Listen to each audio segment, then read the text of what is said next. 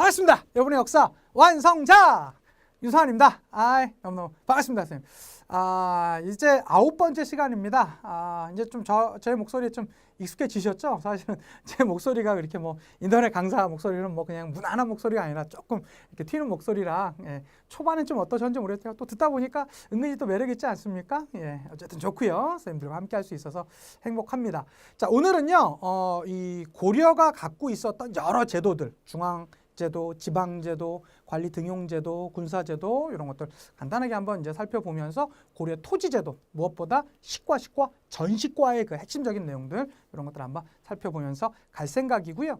뭐 그거 뿐만 아니라 고려시대 그 여성의 지위 이거 정말로 중요합니다. 이런 그런 일반적인 내용들까지 여러분과 함께 살펴봤으면 좋겠습니다. 페이지는요 83페이지고요. 문제부터 한번 시작해 보도록 하겠습니다. 자, 고려의 행정제도인데요. 이 고려의 행정제도를 이제 생각하실 때 우리가 이제 봐둬야 되는 게 여기에 있습니다. 일단은 고려의 중앙제도가 있을 거 아닙니까? 중앙제도는 뭐죠? 이성 육부제도. 이성 육부를 바탕으로 그 안에 내려오는 여러 뭐 어사대도 있고요, 중추원도 있고요, 그런 이제 그런 기본적인 제도들 기억해 두셔야 될 것이고요. 시험 문제 상당히 잘 나오는 게 고려가 갖고 있는 지방제도입니다. 지방제도는 특징이 두 개가 있었죠. 오도의 일반 군현이 있고요. 그 다음에 양계.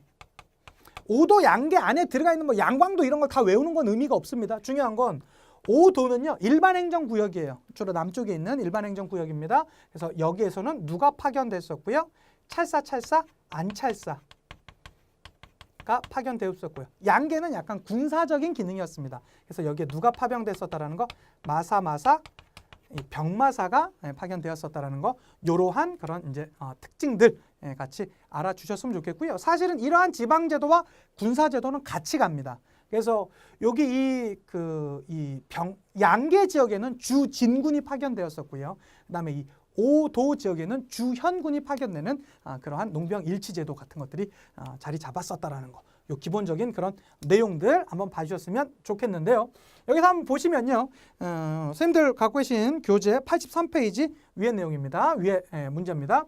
자, 다음 가상대화에서 이루어진 시대라고 하는데요. 요건 일단은 요 대화를 보고 시대 찾는 게 핵심일 것 같아요. 딱 보니까 두 가지 힌트가 있었습니다. 폐하, 송에서 온 사신이 온다고 하옵니다. 라고 합니다. 송은요, 언제냐면 고려시대에 있었던 대표적인 송나라가 만들어진 게 960년이거든요. 그러니까 이게 바로 고려시대구나 라고 알 수 있는데 불안했는지 하나 더 줬습니다. 문화시중과 이렇게 나와 있습니다. 문화시중은 누구였냐면요. 이성 중에서도 중서문화성이 있었거든요. 그 중서문화성의 장. 그러니까 지금으로 치면 거의 국무총리라고 생각할 수 있을 텐데요. 그를 얘기하는 것입니다. 역시 고려시대였구나. 이런 단어로 고려시대 찾아내라는 거였구나라는 문제입니다. 나머지 문제는 좀 쉽게 나왔습니다. 1번입니다. 오도 양계를 두었다. 고려시대네요. 1번 정답. 2번입니다. 구주 오소경을 설치하였었다. 구주 오소경. 이제 저희 많이 풀어보니까 좀 익숙해졌죠? 보기들이 이거 언제죠? 신라시대. 신라시대 누굽니까? 통일 그 이후에 있었던 뉴스페이퍼왕, 신문왕 때 있었던 지방제도고요. 자, 오경 15부 62주. 이거 누구죠? 발해. 발해 중에서도 누가 이거 완성했었을까? 기억하십니까? 선왕. 그렇죠. 그렇게 이제 찾아가시면 되는 거고요. 4번입니다. 전국을 5방으로 나누었다. 요건 백제 때 지방제도입니다. 약간 생소하셨을 수도 있어요. 자, 5번입니다. 그 행정구역을 23부로 개편하였었다. 요거는 완전 이제 근현대사 파트에서 나오는 건데요. 2차 가보개혁 때 이 23부로 전국을 나눴었습니다. 그렇게 봐주시면 좋겠습니다. 그래서 요렇게 1번 찾아가시는 거 시대적으로 지방제도 구분하는 문제였었으니까요. 기억해 두셨으면 좋겠고요. 다음 문제 한번 가보도록 하겠습니다. 자, 다음 문제 보시면요. 요 23회 14번 문제인데요. 가에 들어갈 정치기구에 대한 설명으로 옳은 것을 찾으랍니다. 자, 봤더니요. 고려 전기의 중앙관제래요. 그래서 보니까 여기 있죠. 이성입니다. 중서문화성, 상서성, 그래서 이제 이성이 있죠. 그리고 이병호, 그 예형공 이렇게 이제 나와 있는 육부가 있습니다. 그래서 이성 육부 체제였었고요. 그 다음에 뭐 왕명을 출납한다라든가 군사적 기밀을 다루던 중추원이 있었고요. 그 다음에 관리들을 감찰했었던 기능을 갖고 있었던 어사대, 그 다음에 3사. 고려시대 3사와 조선시대 3사는 완전 다릅니다. 고려시대 3사는요, 회계기관이에요. 재정기관, 회계기관이었었는데 비해서 조선시대 3사는 사원부, 사관원, 홍문관을 3사라고 하잖아요. 언론기관입니다. 그러니까 조선시대 3사는 이 중에서 뭐랑 비슷해요? 어사대랑 비슷하죠.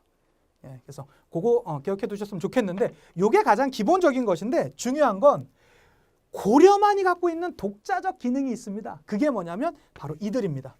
식목도감하고 요 가가 뭐냐면 도병마사거든요. 도병마사요. 일종에 보면 요거가 전 세계 고려밖에 없는 거예요. 그래서 시험 문제는 제일 많이 나오는데요. 이들과 이들이 사실 완전히 분리됐다라고 할 수 없어요. 왜 그러냐면 중서문화성의 상위 관료와 중추원의 상위 관료들이 나와가지고 긴급위원회 같은 걸 만든 게 도병마사랑 식목동감이거든요. 그러니까 쉽게 얘기하자면 국무총리실의 2급 이상의 관료들 잠깐 모아요. 여기. 그 다음에 중추원에, 그러니까 대통령 비서실에 좀 고위 관료들을 모아요. 그래서 그들끼리 서너 명, 그러니까 소수가 모여가지고 회의를 열어요. 그걸 뭐라고요? 도병마사라고 하는 거예요. 외적이 쳐들어왔다 그러면 군사적 행위를 어떻게 할 것이냐 이런 걸 놓고 하는 것이죠. 그러니까 그들이 약간 이렇게 중복돼서 같이 들어가는 형태인데요. 이게 고려만이 있었던 아주 특징 중에 하나예요. 그런데 도병마사는 약간 국방, 외교, 군사적인 면에 비해서 이 식목도감은 국내에서 벌어지는 뭐 국내 격식 문제라든가 이런 것들을 다루었었던 것을 얘기하는 것입니다. 자, 그럼 문제 한번 가보도록 하겠습니다. 자, 물가 조절을 관장하였어요. 물가 조절은 상평창에서 담당했었습니다. 2번입니다. 관리에 대한 감찰을 담당했어요. 그거 어딜까요? 어사대입니다. 3번입니다. 국방 및 군사 문제를 논의하였어요. 그렇죠. 도병마사에 대한 설명입니다. 정답 3번이고요. 4번입니다. 간쟁, 봉박, 서경의 권한을 행사하였어요. 이렇게 나오게 되는데요. 그것은 이제 어사대 관원들과 같이 다른 사람들이 이제 협의해서 대간이라는 언쟁 기능을, 언론 기능을 갖고 있었습니다. 이것을 얘기하는 것이고요. 5번입니다. 화폐와 곡식의 회계 출납을 맡아보았어요. 이건 3사에 대한 설명이 되겠죠. 그래서 이게 언뜻 보면 사실 이해하기가 조금 힘든 파트인데요. 그렇게 문제 푸시면서 같이 이해해 주셨으면 좋겠습니다. 자, 다음 거 한번 가보도록 할게요. 자, 다음 문제 봤더니 이제 토지 문제로 넘어갑니다. 자, 토지 문제로 넘어가면요. 이 고려시대 토지 문제가 나오는데요. 고려시대 토지 문제를 얘기할 때 이것을 빼놓고는 얘기할 수가 없습니다. 그게 뭡니까? 식과, 전식과인데요. 이 전식과는요. 전식과 시험 문제가 나온다라면 뭐 여러 가지 이제 특징 같은 것들이 있을 수 있을 텐데요. 일단은 이 전식과의 특징은요. 일단 요게 있습니다. 수조권을 지급한 것입니다. 수조권을 지급했다라는 거. 수조권이란 건 뭐냐면 그러니까 지금의 땅 소유 개념과는 달라요. 이게 뭐냐면 만약에 저 땅을 지급했다라고 하잖아요. 그럼 우리는 소유권만 갖다 생각하는데 그 땅을 받으면 그 땅에서 농민들이 국가로 세금을 낼 거 아니에요. 그 세금을 내는 권한을 받는 거예요. 그러니까 그 고대 시대든 고려 백제 신라 시대든 아니면 고려 시대든 조선 시대든 하나같이 중요한 건 뭐냐면 땅을 받았다라고 하면 수조권을 받은 것입니다. 요거 기억해 두셔야 됩니다. 수조권을 받았었다라는 거. 그다음에 시간이 지나면서 이게 원래 전 현직 관리들이 받았던 거에서 이제 현직 관료로 이제 이어져 간다라는 것들. 요거 좀 같이 기억해 두셨으면 좋겠고. 그다음에 이게 요새는 많이 나오진 않는데 옛날에는요. 이 전식과가 총 3번을 변하게 되었었거든요. 그렇게 되면서 상당히 좀 복잡하게 나왔었는데요. 요게 있습니다. 태경, 목문, 역시개경 이런 게 있어요. 이게 사실 제가 만드는 건데 너무 좀 유치해서 말씀드릴까 말까 했는데 태경이랑 개경이랑 싸웠대요. 태경이랑 개경이랑 싸웠대요. 근데 태경이는 등치가 되게 컸대요. 클 태자 아니야. 컸어. 그런데 개경이는 좀만했대요. 그런데 그러니까 둘이가 이제 싸웠는데 보니까 당연히 크니까 태경이가 이겼겠지라고 했는데 알고 봤더니 개경이가 이겼다라는 거예요. 친구들이. 그래서 야, 개경이가 도대체 어떻게 이긴 거야? 야, 장난 아니야. 태경이랑 싸우는데 태경이 목을 그냥 확 물어버리니까 역시 개경이가 그냥 이겨버리더라고. 이렇게 얘기한 거. 뭐라고요? 태경목문 역시 개경. 뭐라고요? 태경목문 역시 개경. 유치하지만 세상에 이거보다 좋은 전식과 암기법은 없습니다. 자, 태조 때요. 요거는 왕 이름입니다. 태조 때 나라 세웠으니까 이제 능력껏 뭘 나눠줘야 되겠죠? 그래서 뭘 나눠줍니까? 요거 역분전을 나눠줍니다. 그리고요. 경종 때 시정 정식과가 처음 시작되었습니다.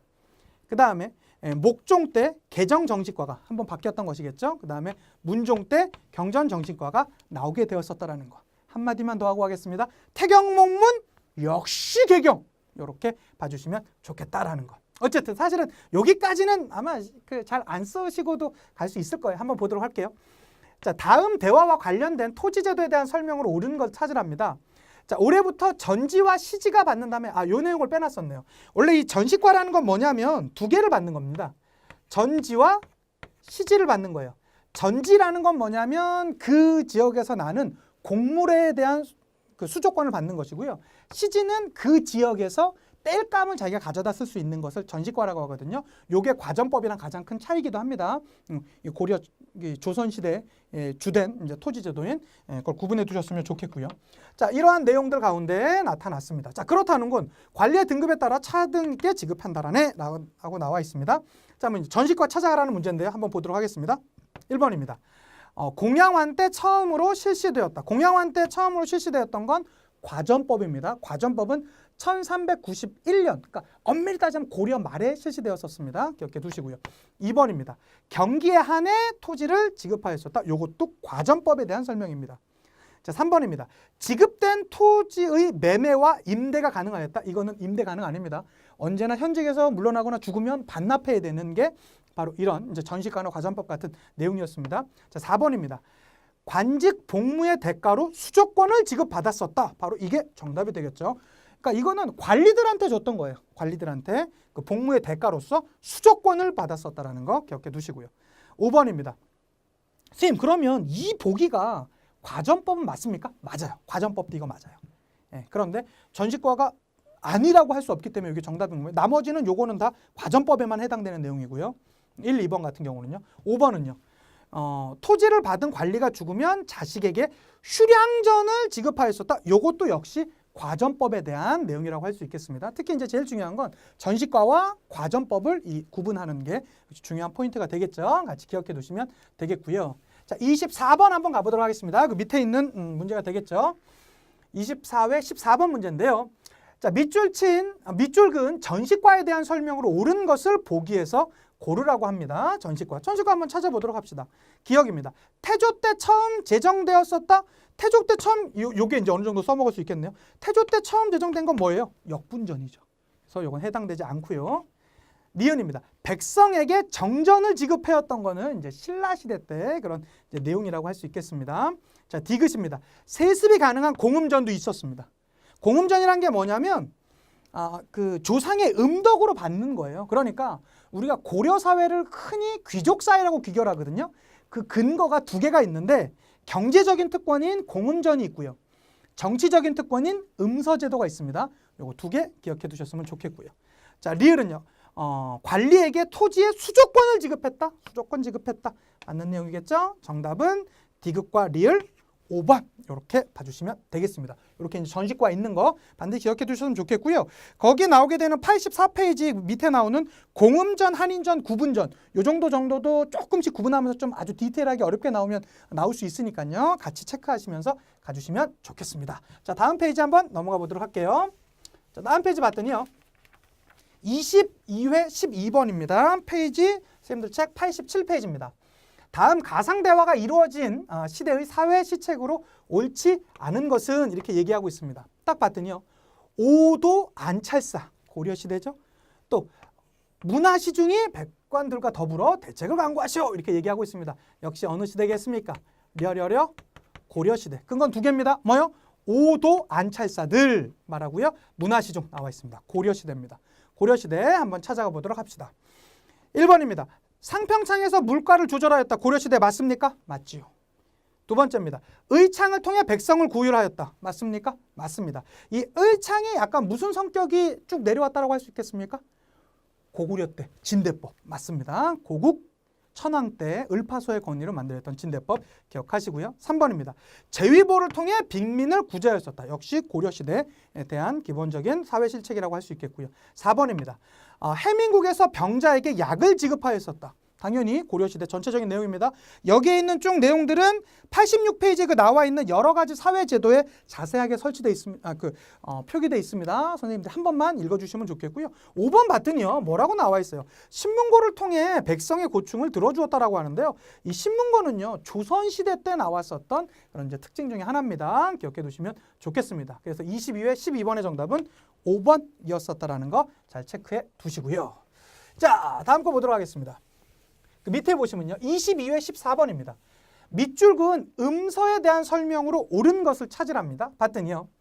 이자겸의 사촌인 이자덕은 자기 관지로 음서로 경시 서승에 임명된 이후 여러 차례 승진하여서 평장사가 되었다. 이자겸이 패망하자 연좌에서 황주로 좌천되었다가 그 뒤에 다시 평장사로 임명되었다라고 말하고 있습니다. 음선이란 건 뭡니까?